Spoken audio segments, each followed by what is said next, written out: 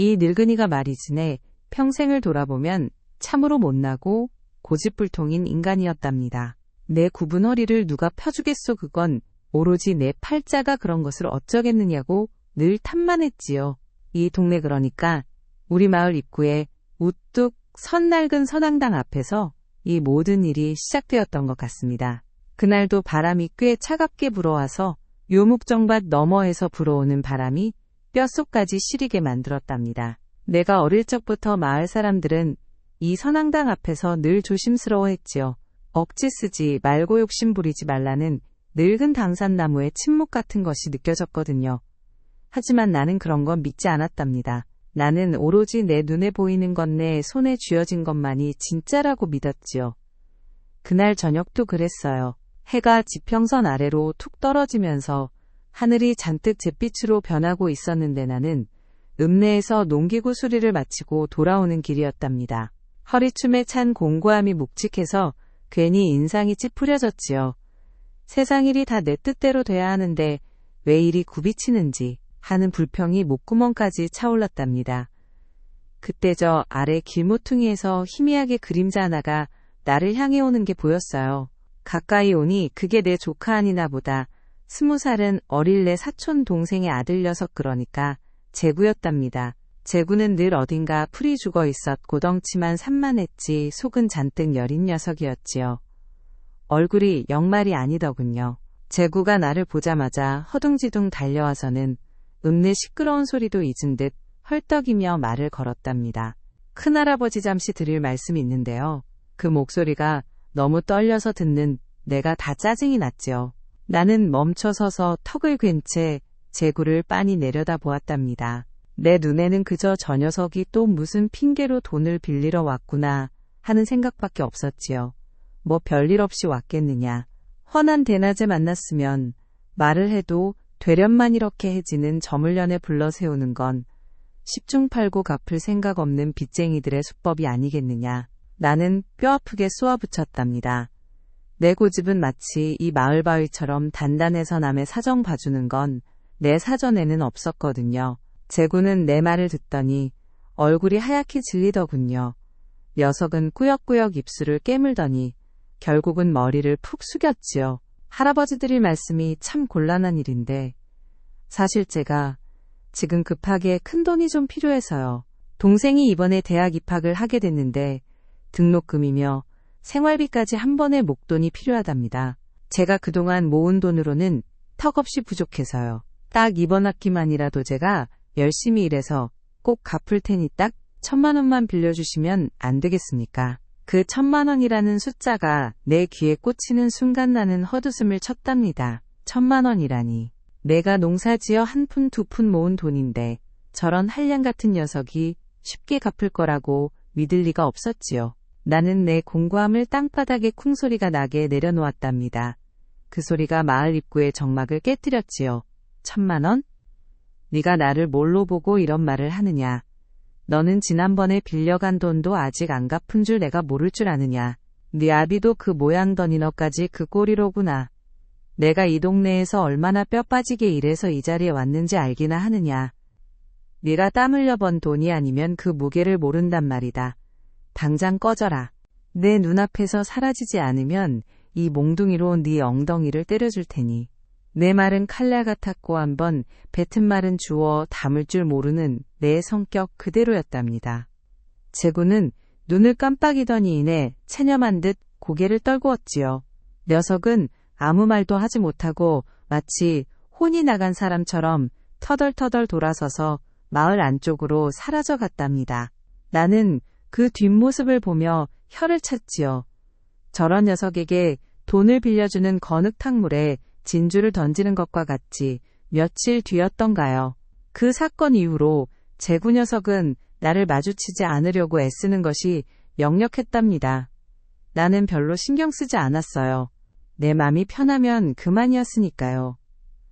그런데 마을 회관에서 마을 회의가 열렸을 때 그날따라 일이 터졌지요. 우리 마을은 워낙 작은 마을이다 보니 마을 기금이라는 게 따로 있었답니다. 경로당 수리비 명목으로 모아뒀던 돈인데 그게 통장에서 사라진 게 아니겠어요? 이장님 얼굴이 시뻘개져서 회의 시작도 전에 난리가 났답니다. 경찰에 신고해야 하느니 당장 누가 가져갔는지 밝혀내야 하느니 말들이 많았지요. 나는 묵묵히 앉아 있었지만 내 속은 부글부글 끓었답니다. 왜냐하면 그 며칠 전 재구가 나에게 돈을 빌려달라고 할 때 왠지 모르게 초조해 보였던 얼굴이 떠올랐거든요. 게다가 재구가 요즘 하는 일이 잘 안 풀려서 빚쟁이들에게 쫓긴다는 소문이 돌았다는 이야기도 흘러나왔답니다. 마을 사람들의 시선이 일제히 나에게 꽂히는 것을 느낄 수 있었지요. 나는 이 마을에서 제일 부지런하고 남의 돈에 손 안 대는 사람으로 자부해왔는데 갑자기 공금 횡령범으로 몰릴 위기에 처한 것이었답니다. 아니 이장님, 내가 그 돈을 훔쳤다고 지금 나를 의심하시는 거요. 내가 이 마을에서 평생을 살았는데 그런 치졸한 짓을 할 사람이겠습니까? 나는 그깟 몇 푼의 돈 때문에 내 명예를 더럽힐 사람이 아니란 말이요. 나는 벌떡 일어났지요. 의자가 뒤로 밀리는 소리가 회관 안에 쩌렁쩌렁 울렸답니다. 내 목소리는 평소보다 2옥타브는 높았고 그 분노가 얼마나 컸는지 내 손이 부들부들 떨리는 것이 느껴졌어요. 마을 사람들은 수군거렸지만 아무도 나를 옹호해주지 않았답니다. 다들 재구에게 돈을 빌려달라고 했다는 내 매몰찬 거절을 알고 있었거든요. 어쩌면 내가 앙심을 품고 그런 짓을 했을 거라고 생각하는지도 몰랐지요. 할아버지 오해하시는 겁니다. 저희는 그저 누가 가져갔는지 찾아보자는 겁니다. 하지만 며칠 전 재구 녀석이 할아버지께 돈을 빌리러 왔다가 거절당했다는 이야기를 들었습니다. 혹시 그때 일로 감정이 상하신 건 아닌지 억울하시겠지만 정황상 의심이 갈 수밖에 없지 않습니까? 이장도 조심스럽게 말을 돌렸지만 나에게는 그 모든 말이 비수처럼 박혔답니다. 내가 억울하다니? 나는 떳떳한데 왜 내가 억울한 척을 해야 한단 말이냐. 나는 그 자리를 박차고 나왔지요. 발걸음이 얼마나 빨랐는지 회관 문을 박차고 나설 때 나무 문이 덜컥하고 요란하게 흔들렸답니다. 억울함과 분노가 뒤섞여 머릿속이 새하얘졌어요. 내 평생 쌓아온 염치가 한순간에 도둑놈으로 둔갑하는 기분이었지요. 나는 그날 저녁 선앙당으로 향했답니다. 남들은 선앙당을 귀신이나 잡기 쫓는 곳이라고 했지만 나에게는 그저 낡고 쓸쓸한 돌무덤 같은 곳이었어요. 하지만 이날만큼은 그곳의 신령이라도 붙잡고 내 억울함을 호소하고 싶었지요. 바람은 더욱 세차게 불어와 서목정밭을 휘감고 흩날리는 마른 풀잎들이 마치 내 억울한 사연을 대변하는 듯 귓가를 스치고 지나갔답니다. 선앙당의 낡은 돌탑에는 수많은 매듭끈들이 엉겨붙어 있었는데 세월의 풍파를 고스란히 맞은 끈들은 색이 바래고 해져서 위태로워 보였답니다. 나는 돌탑 앞에 무릎을 꿇었어요. 무릎 아래로 차가운 흙의 냉기가 스며드는 것이 느껴졌지요. 하늘이시여, 땅이시여, 이 늙은이가 정말 억울합니다. 나는 남의 것을 탐하지 않았고 내 재산을 탐낸 적도 없습니다. 그런데 왜 나를 도둑으로 몰아가는 것이옵니까? 저 녀석이 그랬습니까? 그 재구라는 녀석이 내게 앙심을 품고 나를 함정에 빠뜨린 것입니까? 나는 목이 쉬도록 중얼거렸답니다. 내 목소리는 바람에 실려 흩어졌지만 내 속의 응어리는 풀리지 않았어요. 그때 문득 돌탑 아래 가장 오래된 듯 사가 빠진 매듭끈들 틈새에 무언가 희미하게 반짝이는 것이 보였답니다. 궁금증이 분노보다 앞섰지요. 나는 손을 뻗어 그것을 꺼내보았습니다. 그것은 아주 낡고 빛이 바랜 작은 부적 조각이었어요. 종이는 누렇게 변색되어 만지면 부스러질 듯 위태로웠답니다. 부적을 펼쳐보니 글씨가 희미하게 남아있었는데 알아볼 수 없는 옛 글씨체였어요. 나는 눈을 가늘게 뜨고 뚫어지게 쳐다보았지요. 그런데 그 글씨체 아래 아주 작게 웬 낙서 같은 것이 발견되었답니다. 죄송합니다. 제가 먼저 갑니다. 라는 세 글자였어요. 심장이 덜컥 내려앉는 기분이었지요. 이 부적을 여기에 매달아 놓은 사람이 나를 저주하고 있는 것은 아닐까 하는 섬뜩한 생각이 들었답니다. 죄송합니다. 제가 먼저 갑니다. 이 말이 무엇을 의미하는 걸까요? 누군가 이 마을을 떠나기 전에 남긴 유언 같은 것일까요? 아니면 나를 향한 경고였을까요? 나는 이 낡은 부적을 손에 쥔 채 한참을 그 자리에 멍하니 앉아 있었답니다. 바람이 뼈를 때리는 것 같았어요. 내가 지금 너무 억울해서 것을 보는 건 아닌가 싶었지만 그 섬뜩한 문구는 자꾸만 머릿속을 맴돌았지요. 내가 지금 누군가에게 저주를 받고 있는 것일 수도 있다는 비참한 생각이 들자나도 모르게 눈물이 찔끔 나왔답니다. 내가 고집을 부려서 제구에게 모질게 굴었던 것이 이렇게 돌아오는 것인가? 나는 스스로에게 물었지요. 며칠 후 나는 용의선상에서 완전히 벗어났다는 소식을 들었답니다. 경찰이 CCTV와 통장 기록을 꼼꼼히 조사해보니 공금은 회관 내부에 누군가가 절차를 어기고 인출한 것이 확인되었다는 것이지요. 다행히 나는 아니었지만 오히려 그 녀석이 아니었다는 사실보다 내가 이장과 마을 사람들에게 모욕을 당했다는 사실이 더 분했습니다. 나는 억울함이 풀렸다기보다는 내 명예가 회복되었다는 생각에 더욱 독해졌지요. 그리고 그 모든 일의 배후에는 분명 제구 녀석이 있을 거라고 확신했답니다. 그날 오후 나는 경찰서 앞에 서 있었어요. 경찰서 앞 작은 정류장에 앉아 있는데 웬걸 제구가 거기서 경찰관 2명과 함께 나오는 것이 보였답니다. 제구의 얼굴은 며칠 전보다 더 수척해져 있었고 눈 밑은 시퍼렇게 멍들어 있었지요. 그는 경찰관들에게 붙잡혀 나오다시피 하더니 갑자기 나를 향해 미친 듯이 달려왔답니다. 큰할아버지, 할아버지가 저를 이렇게 만드셨어요. 그 돈은 제가 훔친 게 아니라고요. 할아버지가 그때 돈을 빌려주셨다면 제가 저런 짓까지 할 필요가 없었잖아요. 제구는 경찰관들을 뿌리치고 나에게 달려들며 소리쳤답니다. 그의 목소리에는 절박함과 원망이 가득했지요. 나는 그에게서 풍겨오는 퀴퀴한 냄새, 아마도 며칠 밤을 제대로 씻지 못한 냄새 같았는데 가 역겹게 느껴졌답니다. 닥쳐라 이 못난 놈아. 네가 훔치지 않았다고? 그럼 네게 돈이 그렇게 필요했다면 왜 나에게 정중하게 부탁하지 않고 이런 식으로 일을 키웠느냐? 네가 나에게 돈을 갚으라는 소리까지 했다고 들었다. 그 돈은 마을 공금이 지낼 것이 아니잖니? 네 아버지도 평생을 저런 식으로 살더니 너까지 이 모양이구나. 너는 그 돈을 갚지 않아도 좋다. 대신 내가 내 명예를 실추시키고 나를 도둑으로 몰아갔으니 나는 네게 1,000만 원을 받아야겠다. 당장 내놓아라. 나는 더욱 매섭게 몰아붙였지요. 내 도끼는 억울함이 만들어낸 방패였답니다. 나는 내가 틀렸다는 생각은 조금도 하지 않았어요. 오히려 제구가 나를 망가뜨렸다고 생각했지요. 제구는 내 말에 완전히 무너졌답니다. 그는 눈을 질끈 감던 이 얼굴을 양손으로 감싸쥐고 흐느끼기 시작했어요. 경찰관들이 당황해서 그를 말렸지만 제구는 멈추지 않았지요. 저는 훔치지 않았어요. 저는 그 돈을 빌리려고 했던 것도 맞습니다. 하지만 할아버지가 매몰차게 거절하셨을 때 저는 정말 죽고 싶었습니다. 그리고 제가 그 돈이 필요했던 이유를 할아버지께 설명드릴 기회조차 없었어요. 제발 믿어주세요. 그의 절규는 경찰관들의 귀에도 꽂혔는 지그들마저도 동정하는 눈치였답니다. 하지만 나는 그 모든 것이 연기처럼 느껴졌어요. 나는 그에게서 등을 돌리고 경찰관들에게 말했지요. 저 녀석은 상습적인 사기꾼이니 제대로 조사하시지요. 그리고는 차갑게 발걸음을 옮겼답니다. 다음 날 나는 마음이 영 편치 않았어요. 며칠 동안 잠을 설쳤지요. 제구가 훔치지 않았다는 사실이 확인되었음에도 불구하고 왜 나는 그 녀석을 용서할 수 없었을까요? 그날 오후 나는 혹시나 시퍼제구가 살던 낡은 창고 옆에 버려진 살림살이들을 정리해 주어야겠다는 엉뚱한 생각을 했답니다. 제구가 워낙 정리를 못하고 살았으니까요. 읍내로 나간다고 했으니 그동안이라도 정리해두는 것이 마음 편할 것 같았지요. 창고 안은 먼지가 뽀얗게 쌓여 있었어요.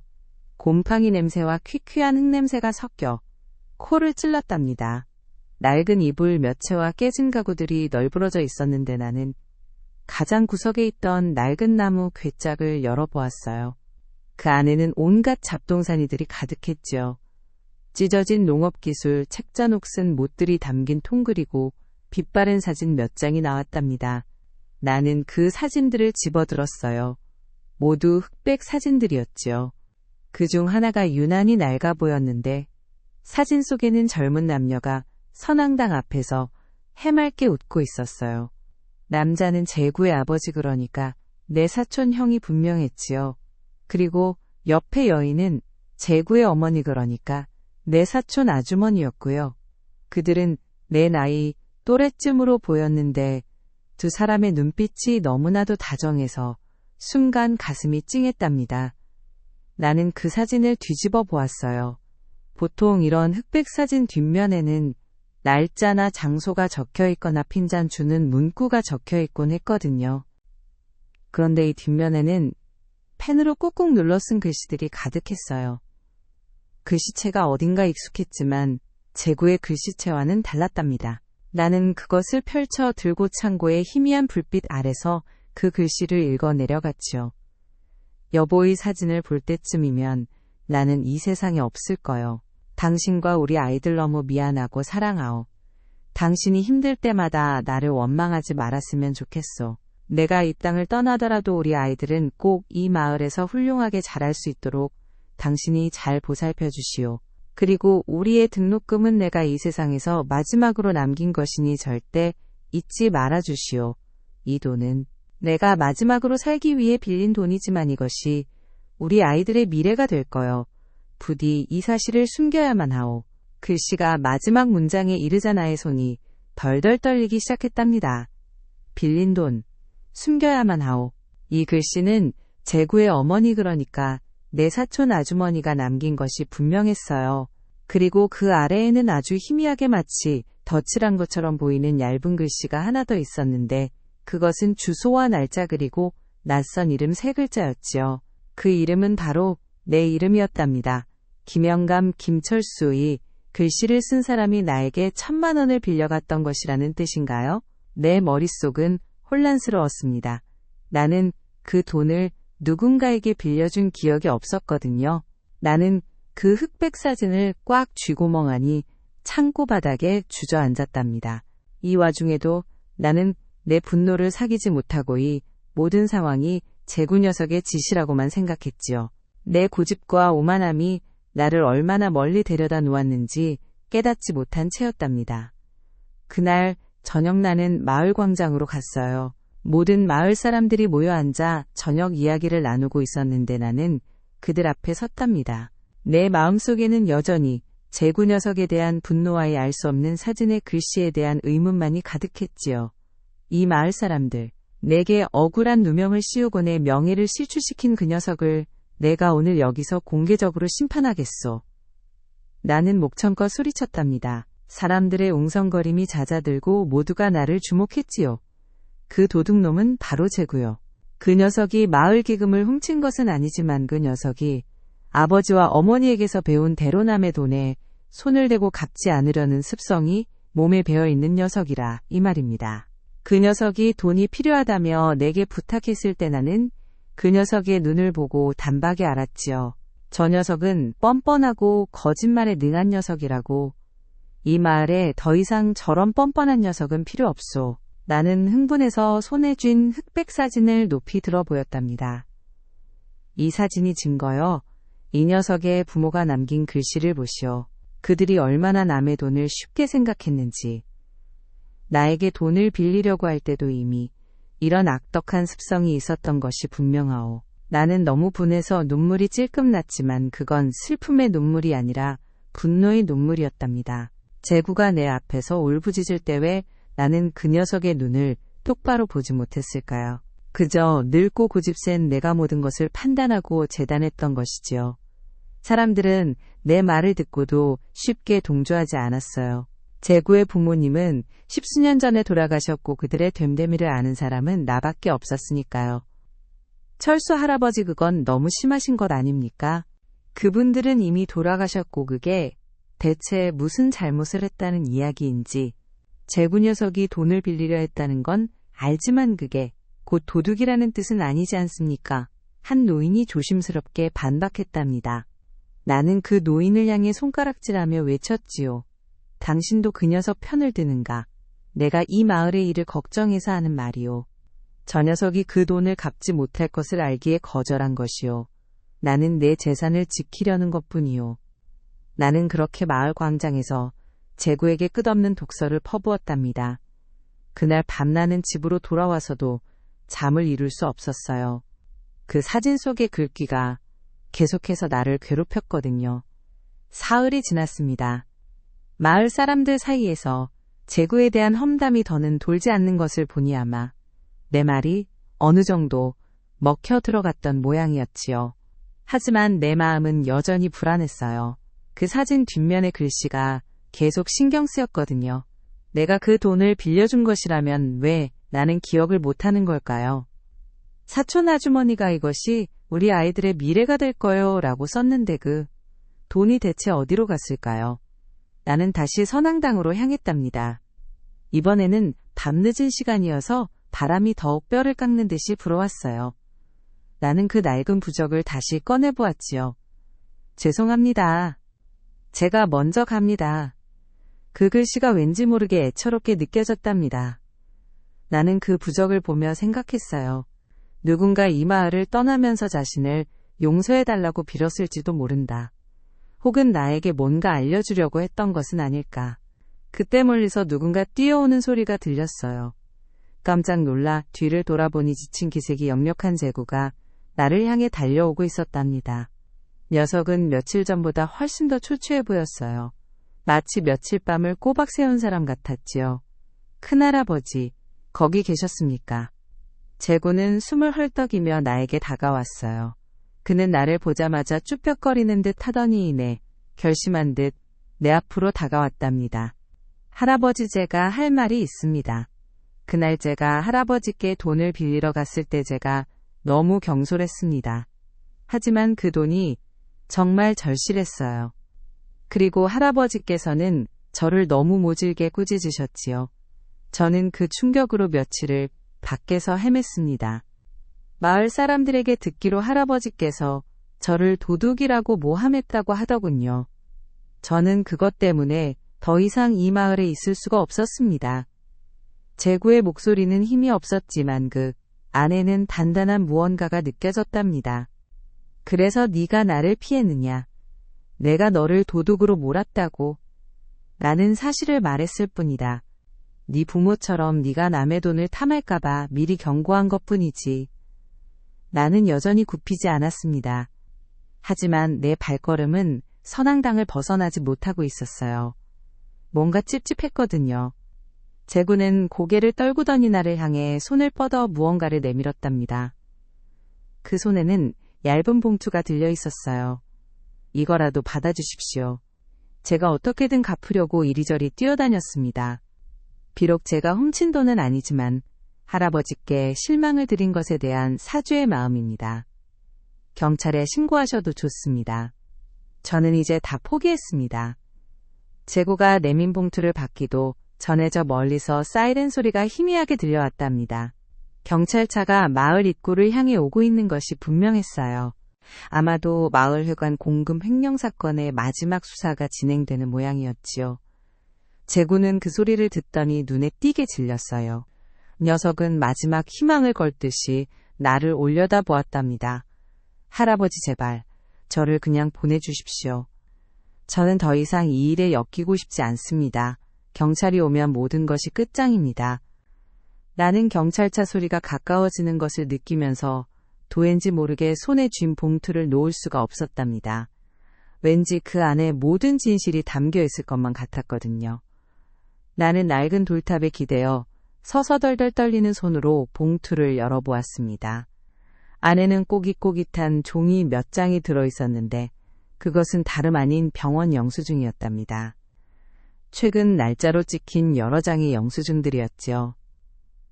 그리고 가장 아래에는 거액의 수술비 납부 영수증이 끼어 있었는데 그 수술명이 눈에 들어왔습니다. 만성신부전 말기신장 이식 대기 중. 나는 그 글자를 읽는 순간 마치 머리에 둔기로 맞은 듯 멍해졌습니다. 신장 이식. 그리고 그 아래에는 보호자, 김철수가 아니라 보호자 제구라고 또렷이 적혀 있었답니다. 이게 다 뭐냐? 나는 넋이 나간 채 중얼거렸어요. 제구는 경찰차가 바로 눈앞에 멈추는 소리를 듣고도 꼼짝하지 못하고 있었지요. 그때 경찰관 2명이 제구에게 다가왔답니다. 김제구 씨, 저희가 당신을 모시고 가야 할 것 같습니다. 마을 공금 횡령건과 관련해서 추가 조사가 필요합니다. 제구는 고개를 떨구고 순순히 그들을 따라 나서려 했어요. 그 순간 나는 사진 뒷면의 글씨와 이 영수증들을 연결시키기 시작했답니다. 그 돈은 내가 마지막으로 살기 위해 빌린 돈이지만 이것이 우리 아이들의 미래가 될 거요. 그 돈이 바로 이식 수술비였던 것입니다. 내 사촌 아주머니는 돌아가시기 전에 제구의 동생을 위해 거액의 빚을 졌던 것이고 그 빚을 갚으려고 애썼던 것이지요. 그렇다면 마을 기금은? 경찰관이 제구의 팔을 잡으려는 찰나나는 정신을 차리고 소리쳤답니다. 잠깐 멈추시오. 나는 그 영수증 뭉치를 경찰관들에게 들이밀었지요. 이것을 보시오. 이 돈은 도둑질한 돈이 아니오. 이 돈은 제구의 동생의 병원비였소. 그리고 나는 사진 뒷면의 글씨를 꺼내 보였답니다. 그리고 이 사진의 글씨를 보시오. 이 글씨를 쓴 사람이 바로 제구의 어머니네 사촌 아주머니였소. 아주머니가 돌아가시기 전에 남긴 말이었던 게요. 경찰관들은 당황했지만 영수증과 낡은 사진을 확인하더니 표정이 달라졌습니다. 그리고 내가 조심스럽게 덧붙였지요. 1,000만 원. 내가 며칠 전에 제구가 빌려달라고 했던 그 돈이요. 그 돈이 아마도 이식 수술을 위해 급하게 필요했던 돈이었을 겁니다. 나는 그 녀석이 갚지 못할 거라고 지레짐작하고 모질게 거절했지요. 그게 화근이었던 게요. 제구는 그 돈을 갚으려고 무리했고 그 과정에서 마을 공금에 손을 댄 것이 아니라 아마도 그 돈을 메우려다가 엉뚱한 오해를 산 것이 분명하오. 그때 한 경찰관이 내게 물었답니다. 혹시 이 사진 뒷면에 적힌 김철수라는 분이 할아버지 본인이십니까? 나는 사진을 다시 보니 희미하게 적힌 내 이름 옆에 1,000만 원을 빌려준 은인이라고 쓰여있는 것을 발견했지요. 충격이었습니다. 나는 그 돈을 빌려준 기억이 없었어요. 그런데 내 사촌 아주머니가 돌아가시기 전 자신들의 빚을 내게 떠넘기거나 혹은 나에게 도움을 청했던 것이 분명했지요. 순간 모든 퍼즐 조각이 맞추어지는 기분이었습니다. 제구가 나에게 돈을 빌리려 했을 때 그것은 동생의 이식 수술비였던 것이고 나는 고작 내 돈을 잃을까봐 그 녀석을 매몰차게 거절했던 것이지요. 제구가 도둑으로 몰렸을 때 그는 이미 심신이 지쳐 있었고 자신의 절박한 사정을 설명할 힘조차 없었던 것이었답니다. 흑백 사진의 글씨는 자신의 빚을 대신 갚아달라는 마지막 부탁이었던 것이지요. 나는 내 고집으로 그들의 마지막 염원까지 짓밟고 있었던 것이었습니다. 내가 그 녀석에게 그토록 모질게 굴었단 말이냐? 나는 그 자리에서 무릎이 꺾여 바닥에 주저앉았답니다. 경찰관들도 당황해서 나를 부축하려 했지만 나는 그들의 손길을 거부했어요. 나는 차가운 선앙당 돌바닥에 얼굴을 묻고 통곡하기 시작했답니다. 내 평생 이렇게 처절하게 후회해 본 적이 없었어요. 내가 얼마나 못난 인간이었는지요. 내 눈앞에 보이는 것은 오로지 억울함이 아니라 나의 오만함이었거든요. 제구야, 이 나쁜 놈아. 내가 너를 얼마나 모질게 밀어냈느냐. 네가 그토록 힘들 때 내가 네게 마지막 희망이었어야 했는데 나는 내 푼돈을 지키려다가 네 동생의 생명까지 내쳤구나. 용서해 다오, 용서해 다오. 내 울음소리는 밤바람에 흩어졌지만 내 마음속의 고통은 그 바람보다 더 거세게 나를 핥히고 지나갔답니다. 경찰관들은 잠시 머뭇거리더니 제구에게 조용히 말했어요. 김제구 씨, 이번 건은 혐의가 없어진 것 같습니다. 다만 마을 공금에 대한 조사는 계속 진행해야 할 것 같으니 일단 경찰서로 같이 가시지요. 그로부터 일주일 뒤 나는 다시 선앙당 앞에 섰습니다. 며칠 동안 나는 마을 사람들을 피해 숨어 지냈답니다. 경찰 조사 결과 마을 공금은 제구의 짓이 아니었고 제구는 자신의 동생을 위해 절박하게 돈을 구하려 했던 것으로 결론이 났지요. 그리고 흑백사진 속의 사촌 아주머니가 남긴 빚에 대해서는 그녀의 다른 친척들이 나타나 그 빚을 대신 갚기로 했다는 소문이 돌았답니다. 내가 그 돈을 빌린 기억이 없는 것은 아마도 아주머니가 나를 너무나도 믿었기에 내가 모르는 사이에 어떤 절차를 밟으려 했던 것 같았어요. 내가 그 빚을 갚아주지 못할까봐 마지막까지 고민하며 나를 은인이라고 기록했던 것이지요. 나는 결국 그 돈을 돌려받지 못했지만 돌려받을 수 없는 진실을 마주하게 된 것만으로도 충분히 갚은 기분이었답니다. 해가 지을 무렵이었어요. 나는 선앙당 앞에 무릎을 꿇고 앉아 있었는데저 멀리서 제구가 걸어오는 것이 보였답니다. 그는 전보다는 조금 편안해 보였지만 여전히 내 눈을 똑바로 마주치지 못하는 눈치였어요. 나는 그가 다가올 때까지 기다렸습니다. 그리고 그가 내 앞에 섰을 때 나는 고개를 숙이고 말했지요. 제구야, 이 늙은이가 너에게 너무나도 미안하다. 나는 말을 잇지 못하고 울컥했어요. 내 목소리는 갈라져 나왔지요. 내가 너에게 했던 모든 모진 말들래, 가족의 마지막 부탁을 외면했던 나의 고집과 오만함, 모두 이 늙은이의 잘못이다. 내가 네게 1,000만 원을 주지 못해서 네 동생이 얼마나 고통받았을지, 내가 얼마나 절박했을지. 나는 내 푼돈 때문에 네 심정을 헤아리지 못했단 말이다. 나는 제구의 손을 잡으려 했으나 제구는 뒷걸음질 쳤습니다. 할아버지, 너무 그러지 마십시오. 저도 할아버지께 돈을 빌리려 했던 제 잘못이 큽니다. 제가 조금 더 솔직하게 말씀드렸어야 했습니다. 제구도 눈물을 글썽이며 말했지요. 경찰서에서 제가 할아버지께 소리를 질렀던 것도 후회하고 있습니다. 저 역시 할아버지를 오해했습니다. 할아버지께서 저를 도둑으로 몰았던 것도 제가 훔쳤다는 오해를 풀기 위한 마지막 수단이었다고 생각했습니다. 그런데 알고 보니 제가 도둑으로 몰렸던 것이 할아버지께서 저희 가족을 얼마나 아끼셨는지 보여주는 역설적인 증거였던 것 같습니다. 우리는 한참 동안 말이 없었답니다. 선앙당의 바람만이 쓸쓸하게 불어와 우리의 눈물을 닦아주는 듯 했지요. 나는 제구에게 낡은 흑백 사진을 다시 건넸습니다. 이건 네 부모님이 남긴 유산이다. 내게 빌려간 돈이라 생각하지 말고네 동생의 미래를 위한 마음으로 받아다오. 나는 이제 갚을 능력이 없으니 그 빚은 내가 모른 척하마. 그게 내가 너희 가족에게 해줄 수 있는 마지막 속죄일 게다. 제구는 사진을 받아 들더니 눈물을 닦고 나를 바라보았답니다. 그의 눈빛에는 더 이상 원망이 없었습니다. 오직 깊은 이해와 슬픔만이 가득했지요. 할아버지, 감사합니다. 저는 이제부터 동생과 함께 할아버지께서 베풀어 주신 은혜를 잊지 않고 살아가겠습니다. 제가 꼭 이 마을의 떳떳한 사람이 되어서 돌아오겠습니다. 마을 입구로 돌아오는 길라는 더 이상 허리가 아프지 않은 것 같았답니다. 구분등은 여전했지만 내 마음속에 짓누르던 무거운 짐이 사라진 기분이었지요. 나는 당산나무 아래에 섰습니다. 이 나무는 우리 마을의 굳건한 상징이었지요. 나는 주머니에 넣어두었던 새 매듭끈을 꺼냈습니다. 내가 전에 보았던 낡고 사가 빠진 부적들 사이가 아니라 당산나무의 가장 굵고 튼튼한 가지에 새로운 붉은색 매듭끈을 정성껏 묶었답니다. 매듭을 짓는 동안 나는 지난날의 나를 떠올렸어요. 고집스럽고 남의 말을 듣지 않으면 해 눈에 보이는 것만이 진실이라고 믿었던 못난 나 자신 말입니다. 이제야 깨달았지요. 진실은 그렇게 쉽게 보이지 않는다는 것을요. 사랑과 희생은 종종 감추어져 있고 내가 함부로 판단했던 그 모질었던 순간들이 사실은 상대방의 가장 큰 절박함을 외면했던 순간들이었다는 것을요. 나는 매듭을 2번, 3번 단단히 묶었답니다.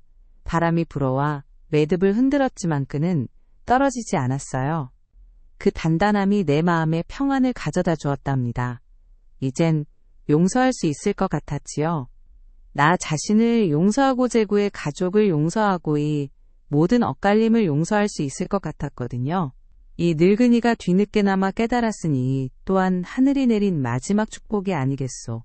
이제 나는 이 마을에서 새로운 마음으로 숨을 쉬며 살아가야겠답니다. 그날 저녁 마을 입구의 당산나무 아래에서 나는 오랫동안 평온함을 느꼈답니다.